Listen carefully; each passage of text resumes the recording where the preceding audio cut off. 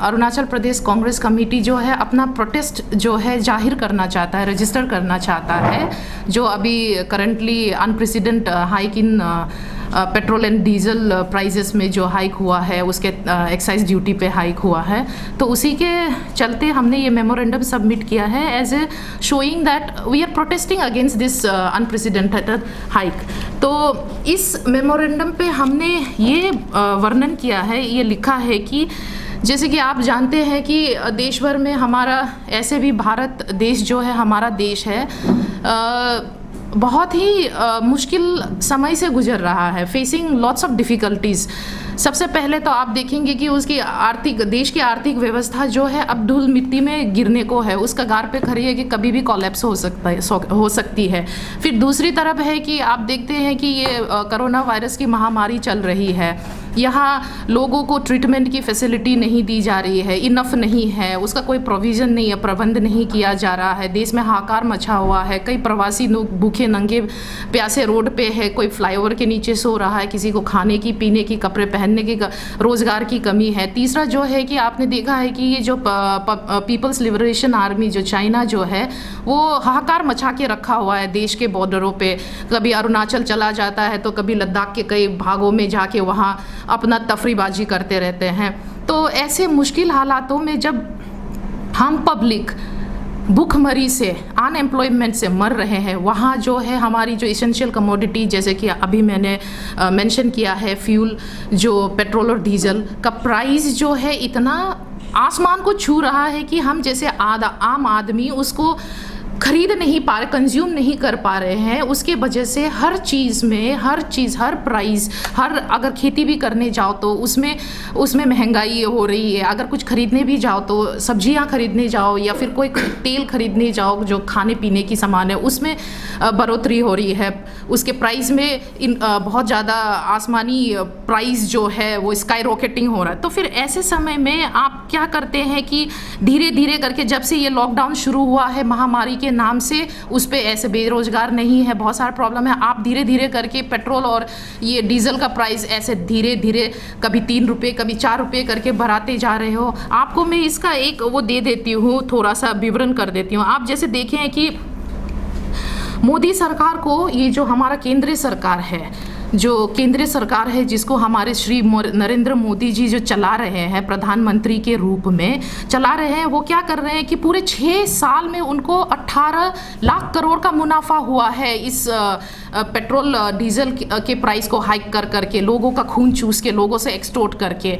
तो अब देखिए कैसा करके हुआ। अभी ये लॉकडाउन जब शुरू हुआ था हमारे मार्च के स्टार्टिंग में शायद से, तब शुरू हुआ था 5 मार्च को, आपने देखा होगा पेट्रोल डीजल के जो दाम है पर लीटर 3 रुपये इंक्रीज कर दिए थे। फिर आपने देखा होगा 5 मई को एक्साइज ड्यूटी भी जो है हमारा वो पेट्रोल डीजल पे 13 रुपये का इंक्रीमेंट कर दिया। फिर इसके बाद पेट्रोल में 10 रुपये का कर दिया। फिर 7 से 24 जून को क्या होता है कि डीजल और पेट्रोल जो है 10 से 13 रुपये तक का उसमें इंक्रीज हुआ।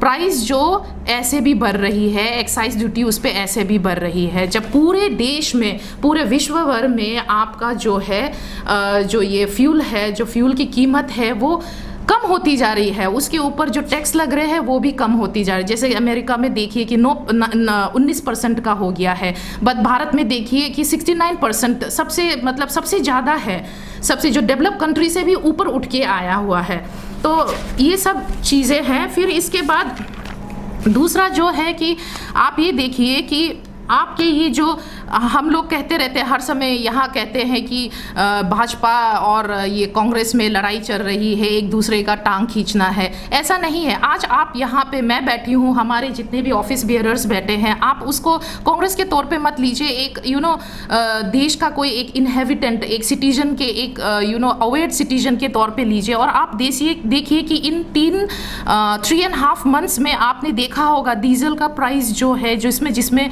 एक्साइज ड्यूटी लगी है, वो 26.48 रुपीज़ पर लीटर के उसमें इंक्रीज़ हुई है। पेट्रोल में 21.50 पैसे की इंक्रीज़ हुई है। अगर आप जब तुलना करेंगे यूपीए गवर्नमेंट में ना, आपने देखा होगा पेट्रोल का 9 रुपये 20 पैसे का था, और फिर इसके बाद डीजल पे आपका 3 रुपये 46 पैसे का था। तो आप अगर पॉलिटिकली भी आप उसको कंपेयर करेंगे तो आप देखेंगे एज ए आम आदमी, as a common man, as a simple layman जो एक रेगुलर कंज्यूमर है ये जो इसेंशियल कमोडिटीज़ की, उसमें आप देखेंगे तो इसमें भी बहुत बड़ा फ़र्क नज़र आएगा आपको। इसमें ये पॉलिटिक्स की बात भी नहीं है। तो इसी तरह आप अगर मेरा ये जो है केंद्र सरकार से जिसे मोदी जी चला रहे हैं उनसे यही सवाल है कि आप इसी तरह से एक्साइज ड्यूटी लगा के कानूनी तौर पे कानूनी दाव पेंचे यूज़ करके एक्साइज ड्यूटी के नाम पे आप क्या इसी तरह पब्लिकों को जो हार्ड अर्न मनी है पब्लिक की उसको एक्सटोर्शन करेंगे? ये तो सीधा सीधी खुलेआम एक्सटोर्शन वाली बात हो गई है। आप ज़बरदस्ती उस पर टैक्स डाल रहे हैं, लोगों को लूट रहे हैं जी। उसको जीएसटी से आउट रखा है और स्टेट सब्जेक्ट बनाया है ताकि स्टेट इन लोग खुद मनमानी कर सके। इसको हम लोग कांग्रेस का डिमांड है कि उसको जीएसटी का अंदर में लाइए। उसका बाद में जो प्राइस हाइक ऑलरेडी हो चुका है इमीडिएट रोल बैक करना है। We demand the immediate roll back of the hike price. और रहा सवाल चाइनीज इंट्रूशन का, मोदी जी कहते हैं कि neither Chinese enter inside the territory of India nor capture any post nor any personnel। लेकिन कल का निजी आज तक मैं दिखा रहा था कि PLA ने इंडियन 50 आर्मी को रिटर्न किया है और इंडियन आर्मी ने PLA का 12 आर्मी को एक्सचेंज किया है। अगर नहीं आया है तो नंबर 1 क्वेश्चन बनता है 20 सोल्जर्स कैसा सेक्रीफाइस हुआ है और चाइना का 12 आर्मी हम लोग का क्यों कैप्चर हुआ और हम लोग का 50 आर्मी चाइना कैप्चर कैसा हुआ है। तो ऐसा स्थिति में the nation is not safe under the leadership of Narendra Modi ji. और हम लोग का member of parliament eastern Arunachal Tapir Gao ने ऑन रिकॉर्ड लोकसभा में कहा है कि अरुणाचल में भी बहुत अंदर आ चुका है। It is on record. और तापिर गांव साहब का पार्लियामेंट में स्पीच है और इंटरव्यू भी है।